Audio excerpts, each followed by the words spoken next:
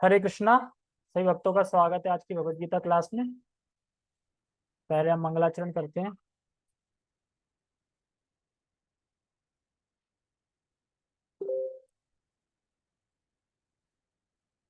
ओम अज्ञानतिमिरान्धस्य ज्ञानञ्जनशलाकया चक्षुरुन्मीलितं येन तस्मै श्रीगुरुवे नमः। श्रीचैतन्यमनोभीष्टं स्थापितं येन भूतले स्वयं रूपः कदा मह्यं ददाति स्वपदान्तिकम्। वन्देऽहं श्रीगुरु श्रीयुतापदकमलं श्रीगुरून् वैष्णवांश्च श्रीरूपं साग्रजातं सहगण रघुनाथामृतं तं सजीवम् साधुवेतं सावधूतं परिजन सहितं कृष्ण चैतन्य देवम् श्री राधा कृष्ण पादान सहगण ललिता श्री विशाखाद्विशांच हे कृष्ण करुणा सिंधु दीन बंधो जगतपते गोपेश गोपिका कांत राधा कांत नमस्ते। तप्त कांचन गौरांगी राधे वृंदावनेश्वरी वृषभानुसुते देवी प्रणमामि हरिप्रिये। वाञ्छाकल्पतरुभ्यश्च कृपा सिन्धुभ्य एव च पतितानां पावनेभ्यो वैष्णवेभ्यो नमो नमः। जय श्री कृष्ण चैतन्य प्रभु नित्यानंद श्री अद्वैत गदाधर श्रीवासादि गौर भक्त वृंद। हरे कृष्णा कृष्णा कृष्णा हरे हरे हरे राम राम राम हरे हरे। रामाय रामभद्राय रामचंद्राय वेदसे रघुनाथाय नाथाय सीताय पतये नमः। नमो विष्णुपादाय कृष्णपृष्ठाय भूतले श्रीमते भक्तिवेदांत स्वामिनि इति नामिने। नमस्ते सारस्वते देवे गौरवाणी प्रचारिणे निर्विशेष शून्यवादी पाश्चात्य देशतारिणे। हरे कृष्णा। तो हम शुरू करते हैं आज का श्लोक। भगवद गीता यथारूप अध्याय 11 श्लोक क्रमांक 49। तो 49। तो अब भगवान अर्जुन को क्या है, जो अर्जुन भय से भयभीत थे, कांप रहे थे और सुख नहीं मिल रहा था उनको, जो भगवान अपना विश्व रूप दिखा रहे थे, तो अब वो उनको ढांढस बना रहे हैं। मतलब कह रहे हैं कि अब आपका भय दूर हो जाएगा। क्यों? क्योंकि अब मैं ठीक है, मैं अपना स्वरूप हूँ, जो विश्व रूप है उसको समाहित कर लेता हूँ, उसको छुपा लेता हूँ। तो इसलिए उनको खुश कर रहे हैं।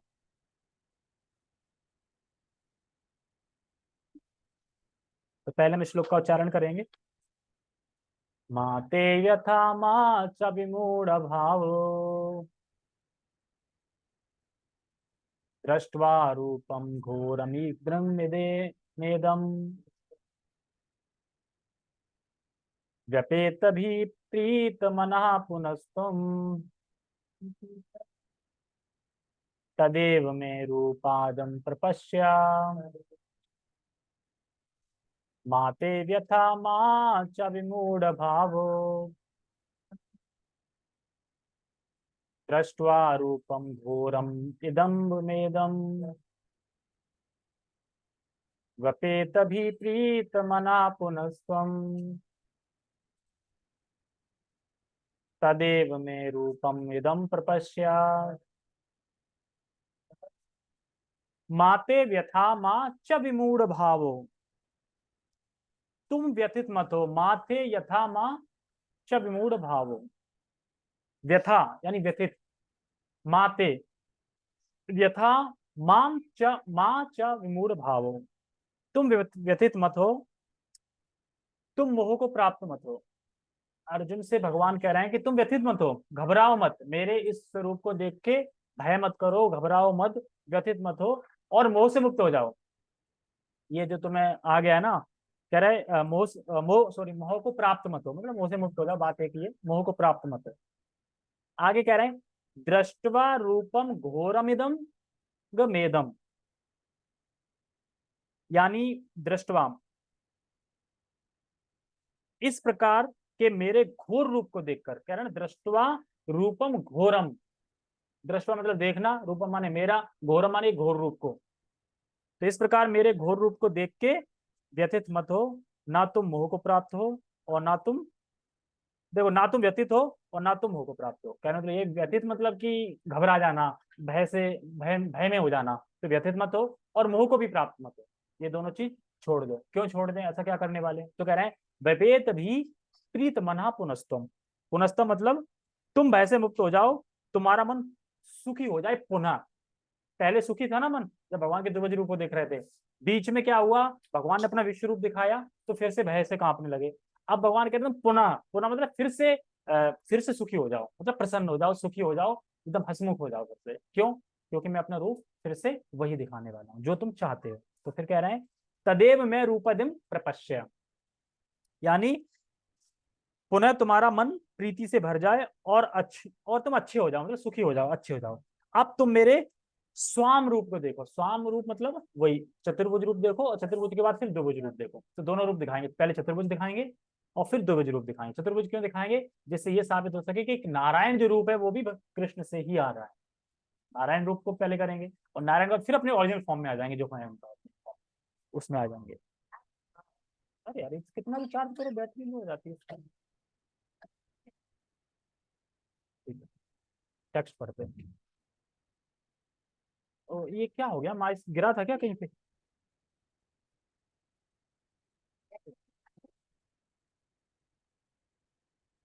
तुम गाने सुन रही हो? गाना तो सुनना है, मुझे नहीं पता कौन सा गाना चल रहा गाना तो सुनना है, ढोलक पीटने लगे। है। मतलब सुन तो रहे हो ना, ढोलक पीट रही कैसे पता चल? यहाँ ध्यान लगाओगी तो वहां नहीं सुनेगा, लेकिन क्योंकि हम कानों से नहीं मन से सुनते हैं। ये भगवत गीता में सुना है ना, पढ़ा है जब ना। तुम हम कानों से सुनते हैं, मन से सुनते हैं। जब तुम ये कर रहे ना, तब मैं वहां सुनना भी क्या लगा रहा है। मन यहाँ लगाओ, जब मन यहाँ लगेगा तो वो ऑटोमेटिकली सुनाई नहीं देगा क्या चल रहा है। ठीक है, हाँ ठीक है, कोई नहीं। टेक्स्ट पढ़ते हैं। तुम मेरे भयानक रूप को देखकर अत्यंत विचलित एवं मोहित हो गए हो। अब इसे मैं समाप्त करता हूँ, मतलब अब इसे समाप्त करता हूँ। हे मेरे भक्त, तुम समस्त चिंताओं से पुनः मुक्त हो जाओ, कहना पुनः मुक्त हो जाओ। तुम शांत चित्त से अब अपना इच्छित रूप देख सकते हो। तो क्या इच्छित रूप देखना चाहते थे? चतुर्भुज रूप, नारायण रूप, चतुर्भुज, और फिर उसके बाद द्विभुज रूप। तो ध्यान रखो, द्वारका में जो भक्त है भगवान के, वो भगवान को चतुर्भुज रूप में भी देखते हैं और द्विभुज रूप में देखते हैं। लेकिन जो गोलोक वृंदावन धाम है उसमें द्विभुज रूप ही देखते हैं। जैसे कि आज ही मैं कथा सुन रहा था कि एक ऋषि थे, ऋषि नहीं थे मतलब कि ऋषि ब्राह्मण, ब्राह्मण नहीं, मतलब भक्त थे एक तरीके से। तो उनका प्रण ये था कि जो रोड पे या जो जमीन पे जो दाना गिर जाता है ना, चने का दाना, चना या फिर बाजरा जो भी है, मतलब वो वही उठा के खाएंगे जो जमीन पे होगा, उसी को उठा के खा के रहेंगे एकदम। अच्छे ब्राह्मण थे मतलब। तो अब ये पता चला कि ऐसे ऐसे ब्राह्मण हैं, तो ये पता चला दुर्वासा मुनि को। अब दुर्वासा मुनि को पता चला, तो दुर्वासा मुनि कह रहे मैं मतलब इसकी परीक्षा लेने जाऊंगा। तो बताते थे कि जब वो इस तरीके से करते थे तो उन्हें एक वरदान मिला था, तुम्हारे पास कभी खाने की कमी नहीं रहेगी। मतलब सब कुछ होगा पर्याप्त रूप में खिलाने के लिए, खाने के लिए, खिलाने के लिए, कभी खत्म नहीं होगा, कभी दरिद्रता नहीं आएगी खाने। ब्राह्मण। तो फिर जो दुर्वासा मुनि थे वो आए, वो सोचते हैं कि मैं इनका ना टेस्ट लेता हूँ, परीक्षा लेता हूँ।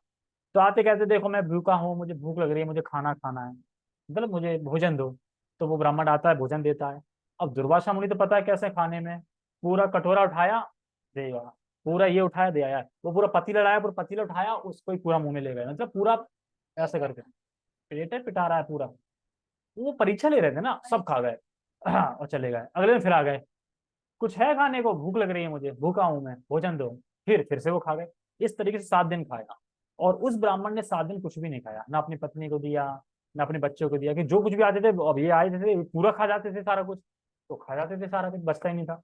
तो इस तरीके से देखिए बड़ा प्रसन्न हो गए कि मैंने तुम परीक्षा ली, तुम पास हो गए, कि एक तो तुम दानी हो कि तुम मुझे, ये क्या, ये और इंटरनेट कनेक्शन इज अनस्टेबल। आवाज ठीक आ रही है सबको? हाँ है? आ रही है, ठीक है। तो फिर उसके बाद क्या हुआ कि एक तो तुम्हें गुस्सा नहीं आया, मैं बार बार भोजन मांग रहा हूँ, पूरा पूरा खा जा रहा हूँ, तो यानी तुम्हें क्रोध नहीं आया, तुमने क्रोध को जीत लिया है। और तुम इतने दयालु हो कि तुम अपने पेट का भी भोजन मुझे दे रहे हो, मतलब हर चीज से मतलब पास हो गए। तो उसका कहते, जाओ मैं तुम्हें वरदान देता हूँ, तुम सह शरीर सहित वहां चले जाओगे स्वर्ग लोग। तो वो कह रहा अच्छा, हाँ हाँ, और क्या वैकुंठ लोग, खिलाने से मतलब ब्राह्मण को खिलाने से वैकुंठ लोग चले जाएंगे क्या? वैकुंठ लोग तो भक्ति करके ही जा सकते हैं, तो ऐसा रखिए। तो अब जैसे ही बोला तुरंत स्वर्ग से रथ आ गया और स्वर्गवासी आ गए, वहां से स्वर्ग के लोग रहने वाले आओ। अब उनका ऋषि का नाम याद नहीं आ रहा मुझे, कदम, पता नहीं, अब नाम याद नहीं आ रहा, ऋषि ब्राह्मण समझ लो, ब्राह्मण का नाम याद नहीं आ रहा। तो उसके बाद फिर वो कहते हैं कि चलो, अब तुम्हारा ये टाइम खत्म हो गया, तुम स्वर्ग चलो सह शरीर सहित, क्योंकि सह शरीर सहित कोई जा नहीं सकता। हम सोल मतलब आत्मा, मतलब शरीर यहाँ छोड़ के आत्मा जा सकती है, फिर वहां शरीर मिल जाएगा, लेकिन सह शरीर नहीं जा सकते। तो क्या ठीक है, मैं चलूंगा, लेकिन मुझे क्वालिटी तो बताओ कि क्या है स्वर्ग में। तो कह रहे पूरी दुनिया स्वर्ग जाने के लिए मर रही है, मतलब मरी जा रही है, स्वर्गवासी हो गए, स्वर्गवासी हो गए, सब स्वर्ग स्वर्ग दिखाई दे रहा है, और तुम जब स्वर्ग जाने के लिए तैयार हो, तुम्हें वरदान मिल गया है, उसके बाद तुम क्वेश्चन कर रहे हो, मतलब क्वालिटी पूछ रहे हैं, क्वालिटी के हाँ मेरा मन होगा तो जाऊंगा, मन नहीं होगा तो मैं नहीं जाऊंगा। तो कह रहे फिर भी बताओ, मैं जानना चाहता हूँ, मैं जिस जगह जाना चाहता हूँ मैं जान तो लूँ वहाँ है क्या ऐसा। तो कहते देखो स्वर्ग में ऐसा है, स्वर्ग में ना भूख है, ना प्यास है, ना वहाँ बीमारी है, और वहां पे सुंदर सुंदर तालाब हैं, वाइन के, हर चीज के। वहीं पे लोग विहार करते हैं, वहीं भोग करते हैं, पी भी लेते हैं। मान लो कोई वाइन के उसमें तैर रहा है और तैरते दो चार घूंट भी मार लिए संग में, वहीं पे कहते ना, जैसे पानी पी जाते हैं, कभी तैरते तैरते पानी पी जाते घूंट भी मार लिए, और वहीं में तैर भी रहे हैं, खेल भी रहे हैं, भोग भी कर रहे हैं, सब कुछ कर रहे हैं, पर्याप्त मात्रा में भोग है। और वहां पे कभी बुढ़ापा नहीं आता, मतलब बुढ़ापा नहीं है, और वहां पे एक माला दी जाएगी तुम्हें, ठीक है, जो कि हमेशा सुगंधित रहेगी, हमेशा ताजा रहेगी, हमेशा ताजा रहेगी। तो इस तरीके से उसने बताया, वहां पे जुकाम नहीं है, खांसी नहीं है, और वहां पे मल नहीं त्यागना पड़ता। कितना भी खाओ, खाओगे पूरा शरीर में ही लगेगा सीधा, मल नहीं बनता, ये झंझट खत्म। मतलब वो वहां पे ऐसा नहीं है कि वहां पे कोई किसी से रोक टोक करे कि तुम ऐसा भोग क्यों कर रहे हो, वहां पे एकदम खुल्लम खुल्ला छूट है बिल्कुल, हर तरीके से भोग करो। फिर अच्छा, बहुत अच्छा है, तो बहुत अच्छा है। कुछ नेगेटिव भी तो होगी, नेगेटिव कुछ, निगेटिव तो एक यही है कि वहां आप पुण्य नहीं कर सकते, और वहां पुण्य करने का मन ही नहीं होता, कभी मन ही नहीं होता, और कर भी नहीं सकते क्योंकि जगह ही ऐसी है। और वहां अगर कोई पुण्य करने बैठ भी जाएगा, मान लो ध्यान तपस्या, तो वहां पे मेनका वगैरह ये सब आ जाएंगे, तो ये डिस्टर्ब करेंगे, ये करने नहीं देंगे वहां पे, ठीक है। तो वहां पे ये नहीं कर सकते। और और उसके बाद वहां पे एक चीज और है कि वहां पे शाश्वत नहीं है, वहां जाओगे तो हमेशा के नहीं रहोगे। एक टाइम पे आके जब आपकी वो माला पहनाई जाएगी, जब वो सूख जाएगी, जब वो सूख जाएगी तो समझो फिर आपका लास्ट टाइम खत्म। उसके बाद फिर तुम्हें फेंक दिया जाएगा, और बाहर राक्षस खड़े होंगे, वो तुम्हें चीड़ फाड़ के खाएंगे फिर, और खाएंगे तुम्हारी आत्मा को, बादलों में फेंका जाएगा। वहां से फिर पानी में आएगा, पानी से फिर जमीन में आएगा, जमीन से गेहूं में आएगा, गेहूं से फिर आदमी में आएगा, मनुष्य से फिर जन्म। और इस तरीके से कह रहे ये कमी है बस। तो कह रहे परमानेंट नहीं है क्या, कि नहीं परमानेंट नहीं है, तो परमानेंट के लिए करना पड़ेगा। परमानेंट के लिए तो फिर एक ही चीज है, क्या, हरि भक्ति। हरि भक्ति करोगे तो ही परमानेंट मिलेगा। अरे ठीक है, तो स्वर्ग नहीं जाना हमें, हम ही भक्ति करेंगे, हम सिर्फ वैकुंठ ही जाएंगे। फिर वो बताते हैं कि वैकुंठ क्या है। कह रहे वैकुंठ के सामने स्वर्ग कुछ भी नहीं, लेकिन अगर वैकुंठ छोड़ दो, पृथ्वी के नीचे नीचे, स्वर्ग से नीचे नीचे जितने भी लोग देखो, तो स्वर्ग से अच्छा कुछ नहीं। तो इस तरीके से हर जगह आनंद है, लेकिन जो आनंद गोलोक वृंदावन धाम में है, वो आनंद तो कहीं नहीं है। वहां पे तो वृक्ष ऐसे हैं जो कि, देखो यहाँ पे वृक्ष क्या फल देते हैं, और वो भी डुप्लीकेट फल है। जैसे कि जो आम यहाँ है वो एक तरह से प्रतिबिंब मात्र है यहाँ पे आम, लेकिन ओरिजिनल जो आम है वो कहाँ है, बैकुंठ में। वो आम खाओगे तो कैसा लगेगा, वो आम खा के बोल्ड हो जाओगे। यहाँ का आम वहाँ का आम खाओगे ना तो बोल्ड हो जाओगे, वहां पे एप्पल खाओगे तो खाते रह जाओगे, कैसा एप्पल है, सोचो कैसा होगा। और मैं तो सबसे बड़ी बात ये सोचता हूँ कि वहां पे लोगों की आवाज कैसी होगी, क्योंकि यहाँ पे देखो आवाज से आकर्षित तो होते हैं ना, अरे इसकी बहुत अच्छी आवाज है, सुरीली आवाज है। वहां पे आवाज लोगों की होगी कैसी, और फिर कृष्ण की आवाज कैसी होगी, कृष्ण बोलते कैसे हैं, मतलब कि आवाज कैसी होगी, कृष्ण जब बोलेंगे तो वो कैसे कानों में जाएगी, कैसे कैसे मतलब लगेगी, मतलब हमको जैसे किसी पतली आवाज होती है, मोटी आवाज होती है, वहां कैसी आवाज होगी आवाज। सुंदर से सीख रहा है। वो तो है, मैं तो खैर कह रहा हूँ, सोचता हूँ तो इस तरीके से कह रहे हैं। मैं क्यों बता रहा था ये, हाँ, नारायण फॉर्म उसमें जो द्वारका धाम के लोग होते हैं वो द्विभुज रूप में भी देखते हैं, और चतुर्भुज रूप में। लेकिन गोलोक वृंदावन धाम में द्विभुज रूप में करना रहते हैं। अगर वो चतुर्भुज रूप लेना भी चाहें तो हाथ रखना गायब हो जाएंगे उनके, वो ले ही नहीं पाएंगे। जैसे कथा आती है ना, राधा रानी के सामने वो आए थे, राधा रानी देखते दो हाथ अपने आप गायब हो गए, मतलब टिक ही नहीं पाया उनका ऐश्वर्य। तो वहां पे तो प्रेम ही रहता है, ठीक है। और कह रहे हैं कि इच्छित रूप देख सकते हो, तो यानी चतुर्भुज रूप, उसके बाद द्विभुज रूप।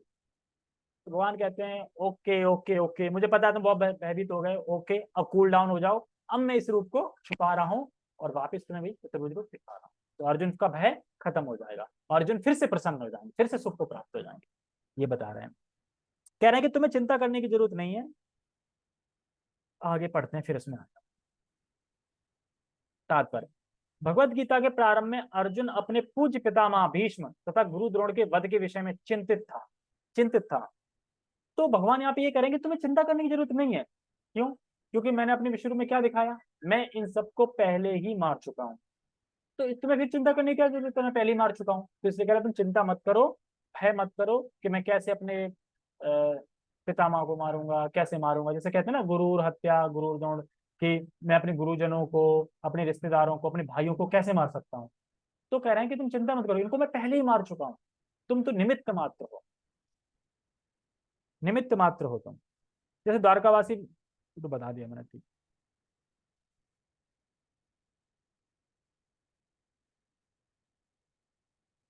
जैसे कि दूसरे अध्याय में बताते हैं ना, दूसरे अध्याय में बताते हैं कि अगर मैं अपने गुरु को मार दूंगा और फिर मैं इस राज्य पे जो भोग करूंगा, तो वो भोग क्या होगा, वो भोग मेरे गुरु के खून से सना हुआ होगा। मतलब मैं जब मान लो कि आटा सानते ना, तो वो मैं अपने गुरुओं के पितामह भीष्म के खून से सन के खा रहा हूँ, ऐसा बोलते हैं। तो भगवान कहते हैं कि तुम चिंता मत करो, इन्हें मैं पहले ही मार चुका हूँ, तो तुम तो सिर्फ निमित्त मात्र हो। तुम्हें कुछ कह देखो, कोई अगर मार ही दे तो फिर तुम्हें क्या काम करना होगा, कुछ नहीं। तो कह रहे हैं कुछ करना ही नहीं है तुम्हें, वो सब मैंने कर दिया है, तुम्हें कुछ नहीं करना है ज्यादा। तो अर्जुन तो निमित्त मात्र है, उन्हें पाप लगने का कोई सवाल ही नहीं है, क्योंकि भगवान ने पहले ही मार दिया, तो पाप क्यों लगेगा। तो भगवान जो बोल रहे हैं वैसा वो कर रहे हैं। किंतु कृष्ण ने कहा कि उसे अपने पितामह का वध करने से डरना नहीं चाहिए। क्यों नहीं डरना चाहिए? क्योंकि वो निमित्त मात्र है, इसलिए डरना चाहिए, पहले ही भगवान ने मार चुके हैं। जब कौरवों की जब कौरवों की सभा में धृतराष्ट्र के पुत्र द्रौपदी के को विवस्त्र करना चाह रहे थे, तो भीष्म तथा द्रोण मौन थे। अतः कर्तव्य विमुख होने के कारण इनका वध होना ही चाहिए। देखो, जब द्रौपदी का वस्त्रण हो रहा था, तो द्रोण भी थे, पितामह भीष्म थी, लेकिन चुप थे, नजर झुकाए थे। कह रहे हैं तो क्योंकि इन्होंने विरोध नहीं किया, तो इनका वध होना ही चाहिए। देखो, अगर कहीं अन्याय हो रहा है और तुम में शक्ति है उस अन्याय को रोकने की, और तुम उस अन्याय को नहीं रोक रहे हो, तो जो अन्याय हो रहा है उसका पाप तुम्हें भी लगेगा। वहां पे तो लग ही रहा है, पर तुम्हें भी लग जाएगा। और अगर तुम्हें पता है कि मैं विरोध नहीं कर सकता, तो वहां से चले जाओगे। दो चीज कर सकते हैं, या तो विरोध करो, नहीं कर सकते उठ के चले जाओ। ठीक है, इस तरीके से। तो कई लोग बोलते हैं ना कि भीष्म द्रोण तो भक्त थे, फिर वो क्यों मारे गए इस युद्ध में। तो वे कह रहे इसीलिए मारे गए। फिर भी युद्ध में मारे गए, क्या कारण था? तो कारण यही था कि भगवान यहाँ दिखा रहे हैं कि कोई व्यक्ति कितना भी शक्तिशाली हो, अगर वह स्त्री का अपमान करता है या स्त्री का अपमान में साथ देता है, तो उसकी आयु क्षीण हो जाती है, यानी उसकी आयु घट जाती है। तो यहाँ बता रहे हैं आयु किस किस चीज से घटती है कलयुग में। खुद पितामह भीष्म ही बताते हैं कि आयु किस किस से घटती है। एक घटती है जो सूर्य उगने के बाद उठते हैं, उनकी आयु क्षीण होती है, घटती है इनकी आयु। और एक घटती है अगर वृद्ध जो लोग हैं उनका सम्मान नहीं करते हैं, अपमान करते हैं। एक स्त्री का, और भी कई चीजें, पर ये मुख्य ही है। अगर किसी स्त्री का अपमान हो रहा है या कोई कर रहा है, तो उसकी आयु घटती चली जाएगी। तो बहुत बच के रहना है। तो यहाँ पर समझना है कि कहीं हम अगर अन्याय होते देख रहे हैं और हमें शक्ति है रोकने की, और फिर भी न रोके, तो उसका पाप मिलेगा ही मिलेगा। और चुप रहने का अर्थ भी होता है समर्थन देना। जैसे धृतराष्ट्र चुप थे, एकदम सब चुप थे। चुप होने का मतलब है कि तुम समर्थन कर रहे हो उसमें कि हाँ करो। मान लो कोई मुझसे कुछ, मेरे सामने कुछ हो रही लड़ाई बड़े, मैं चुप हूँ, तो यानी मैं समर्थन कर रहा हूँ उस चीज, कहाँ करो। नहीं तो मैं बोलूंगा ना, जीप तो है ना बोलने के लिए। जैसे कि जो विकर्ण थे, दुर्योधन का भाई, उसने करा था ना अन्याय, वो खड़ा हुआ था, नहीं नहीं ये गलत है, मैं नहीं होने दूंगा, तो उसे भगा देते, वो भाग जाता है मैंने। और कौन भाग जाता है? और विदुर भी, विकर्ण भाग जाते हैं, और कौन भाग जाता है? विदुर। विदुर है, विदुर तो बाद में जाते हैं ना। विदुर भी, विदुर का भाई था, वो तो भाग जाता है। विकर्ण, विकर्ण। हाँ, विकर्ण भाग जाते हैं। विदुर तो बाद में घर छोड़ के चले जाते हैं, ये नहीं पता। नहीं, ये सभा से भी उठ के चले जाते हैं, सभा से भी उठ के चले जाते हैं, हाँ। सभा से भी उठ के चले जाते हैं, तो वही है कि तो हमें वहां से चले जाना चाहिए, या फिर उनका उनका मतलब वो करना चाहिए, सामना करना चाहिए एक तरीके से। तो कह रहे हैं वध होना ही चाहिए। कृष्ण ने अर्जुन को अपने विश्वरूप का दर्शन यह दिखाने के लिए कराया कि ये लोग अपने कुकृत्यों के कारण पहले ही मारे जा चुके। कुकृत्य क्या था? तो इस सभा में जो करा था कुकृत्य था, तो ये पहले मारे जा चुके हैं। यह दृश्य अर्जुन को इसलिए दिखलाया गया क्योंकि भक्त शांत होते हैं और ऐसे जघन्य कर्म नहीं कर सकते। तो जघन्य कर्म का मतलब क्या है? अर्जुन शब्द का अर्थ ही यहाँ होता है मृदु बोलने वाला, कोमल, क्षत्रिय है। लेकिन वो स्टार्टिंग में क्या कह रहा था कि मैं इनकी हत्या नहीं कर सकता, मैं युद्ध करने से अच्छा मैं जंगल चला जाऊं। क्षत्रिय है लेकिन फिर भी क्या चाहते हैं? कोमल हृदय के हैं। तो ये लक्षण ही होता है एक भक्त का, कोमल का। तो ऐसा नहीं है कि अब राज्य के लिए मैं इन सबको मार दूं, तो फिर वो कोमल हृदय का नहीं हो सकता। ठीक है, तो यही बता रहे हैं कि जो भक्त होता है वो शांत होते हैं और जघन्य कर्म नहीं कर सकते। लेकिन ये तो भगवान ने निमित्त बनाया है, क्योंकि खुद से जघन्य कर्म नहीं करना चाहते। विश्व रूप प्रकट करने का अभिप्राय स्पष्ट हो चुका था। क्या अभिप्राय था विश्व रूप का? दिखाना चाह रहे थे कि कौरव सब मारे जाएंगे और तुम निमित्त हो, चिंता मत करो और लड़ो। और स्थापित करना था कि कृष्ण ही भगवान है, अपनी विभूतियों का भी दिखाना था कि किस तरीके से स्थित है, किस तरीके से कार्य कर रहे हैं। अब अर्जुन कृष्ण के चतुर्भुज रूप को देखना चाह रहा था, अतः उन्होंने यह रूप दिखाया। भक्त कभी भी विश्व रूप देखने में रुचि नहीं लेता क्योंकि इसमें प्रेमानुभूति का आदान प्रदान नहीं हो सकता। क्या तुम विश्व रूप देख के अब आदान प्रदान कर सकते हैं प्रेम का? तो भगवान को सही से निलाएं, भोग लगाएं, सब कुछ करें जैसा हम आदान प्रदान करते हैं ना भगवान से, नहीं कर सकते ना, डर रहे वैसे ही कहाँ से आदान प्रदान होगा। तो इसलिए भक्त ऐसी रुचि रखते ही नहीं ऐसे रूप विश्व रूप देखने में। वो तो रुचि रखते हैं दुर्वज रूप देखने में, ताकि वो सही से उनका सेवा कर पाए, सही से प्रेम का आदान प्रदान कर पाए। यही बता रहे हैं। भक्त या तो अपना पूजा भाव अर्पित करना चाहता है या दो भुजा वाले कृष्ण का दर्शन करना चाहता है, जिससे वह भगवान के साथ प्रेम भक्ति का आदान प्रदान कर सके। जैसे कि कहीं कहीं बोलते हैं कि जब पितामह भीष्म सरशैया पे लेटे रहते हैं तो द्रौपदी आती पूछती है कि तुमने क्यों ऐसा किया, तुमने क्यों विरोध नहीं किया, तुम भी देखते रहे क्यों? तो कहती है पुत्री, क्योंकि मैं अर्जुन का नमक खा रहा था, इसलिए मेरी, हाँ सॉरी दुर्योधन या धृतराष्ट्र का, मैं अर्जुन बोल रहा हूँ। नहीं नहीं, मैं सोच तो वही रहा हूँ और मुझसे अर्जुन निकलता है। क्योंकि मैं दुर्योधन का नमक खा रहा था और इसलिए मेरी बुद्धि ना भ्रष्ट हो गई थी। लेकिन ऐसा भी नहीं कह सकते कि ऐसा तो विदुर भी खा रहे थे, नमक खा रहे थे ना, विकर्ण भी खा रहा था, इनने तो प्रतिरोध किया था ना। फिर वे सोच रहे थे खाली जमीन का नमक खाने करके काट को। अब जो भी है, मतलब वही कह रहे थे कि मेरी बुद्धि भ्रष्ट हो गई थी, जो भी हुई थी। कुल मिला के है कि वहां पे साथ नहीं दिया तो पाप के हकदार बने, तो फिर उनका क्षय हो गए और युद्ध में धराशायी हो गए, मारे जा चुके, द्रोण भी और ये भी। ठीक है, ओके। हाँ, तो अभी नहीं पता कि दिख रहा है कि भीम ने मारे पर कम्मा देके मारे। हाँ, ओके। जगत गुरु शिला प्रभुपाद की जय, श्रीमद भगवद गीता की जय, नित्य नित्य गौर प्रेमानंदे। हरे कृष्णा।